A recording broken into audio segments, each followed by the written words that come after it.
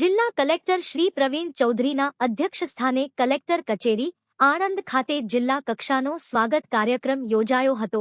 જિલ્લાના પ્રજાજનોની સુખાકારી અને તેમના પ્રશ્નોના ઝડપી નિવારણ માટે આયોજિત આ જિલ્લા કક્ષાના ફરિયાદ નિવારણ કાર્યક્રમમાં અરજદારોની ફરિયાદોને હકારાત્મક અભિગમ આપીને જિલ્લા કક્ષાએથી વહીવટી તંત્ર દ્વારા યોગ્ય કાર્યવાહી કરવામાં આવી છે।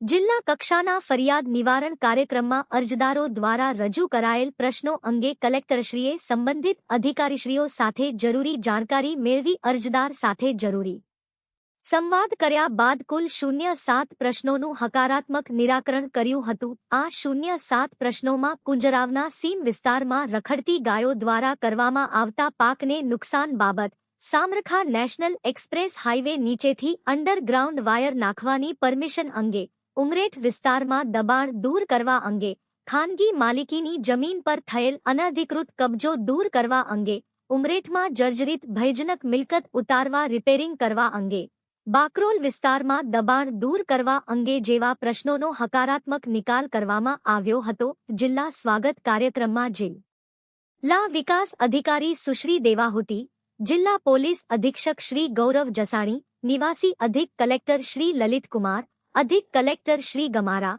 નાયબ મ્યુનિસિપલ કમિશનર શ્રી સંગાડા, કાર્યપાલક ઇજનેર શ્રી ગઢવી સહિત સંલગ્ન વિભાગના અધિકારીશ્રીઓ ઉપસ્થિત રહ્યા હતા।